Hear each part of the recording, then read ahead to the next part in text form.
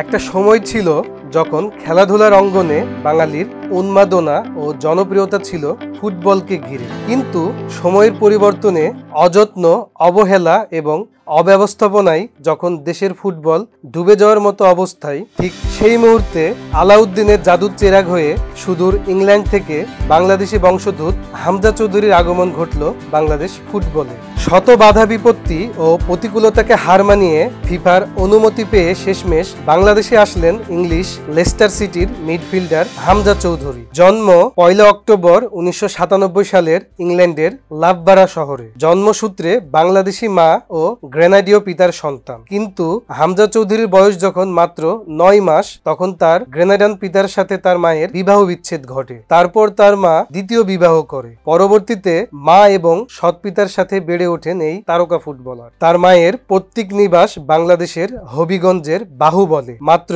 7 বছর বয়সে Leicester city একাডেমিতে জয়েন করেন তিনি। তারপর এখান থেকেই পেশাদার অভিজ্ঞতা নিয়ে খেলার ধরন, প্রতিভা ও ভালো পারফরমেন্সের কারণে মাত্র 16 বছর বয়সে টপ ইউরোপীয় ক্লাবগুলির নজরে আসে। 2018 সালের 26শে মে চীনের অনূর্ধ্ব-21 দলের বিরুদ্ধে 2-1 গোলের জয়ের প্রধান নায়ক হিসেবে ইংল্যান্ড জাতীয় অনূর্ধ্ব-21 দলে আত্মপ্রকাশ করেন। সর্বশেষ ইংলিশ ক্লাব শেফিল্ড ইউনাইটেড এর হয়ে মাথা ভর্তি ঝাঁকড়া চুল নিয়ে মাতিয়েছেন মাঠ। শক্তিশালী মিডফিল্ড দক্ষতা, ট্যাকিং ক্ষমতা ও খেলার প্রতি একনিষ্ঠ ভালোবাসা তাকে দলের অপরিহার্য সদস্যে পরিণত করেছে। শেষমেশ সকল অপেক্ষা ও প্রতীক্ষার অবসান ঘটিয়ে গত 18 মার্চ ইংল্যান্ড থেকে দীর্ঘ 18 ঘন্টার ফ্লাইটে বাংলাদেশের সিলেট বিমানবন্দরে এসে পৌঁছান হামজা চৌধুরী। সেখানে হামজা চৌধুরীকে নিয়ে হাজারো সমর্থকের ছিল উন্মাদনা। প্রিয় তারকা হামজা চৌধুরীকে এক পলক দেখার জন্য ভক্ত জড়ো হয় হবিগঞ্জের মাতৃনিবাসে। বাংলাদেশ জাতীয় দলের কোচ জেভিয়ার ক্যাব্রেরা জানায়, আগামী 25শে মার্চ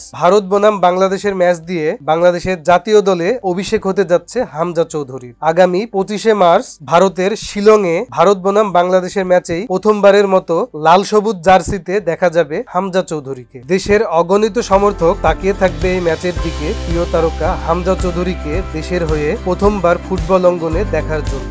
এখন থেকে হামজা চৌধুরীর হাত ধরেই নতুন করে স্বপ্ন দেখতে শুরু করবে বাংলাদেশ ফুটবল। লাখো দর্শক ও সমর্থকের প্রত্যাশা থাকবে হামজা চৌধুরীর হাত ধরেই যেন বাংলাদেশের ফুটবল পৌঁছে যায় বিশ্বমঞ্চে। সেই সাথে বাংলাদেশের ফুটবলের হারিয়ে যাওয়া সেই সোনালী অতীত যেন আবার ফিরে আসে, এই কামনা থাকবে বাংলাদেশের লাখো ফুটবল ভক্তের হৃদয়ে। আজকে এই পর্যন্ত, আবার দেখা হবে নতুন কোনো ভিডিও নিয়ে। সেই পর্যন্ত সবাই ভালো থাকুন, সুস্থ থাকুন এবং রাজধানী টিভির সঙ্গে থাকুন।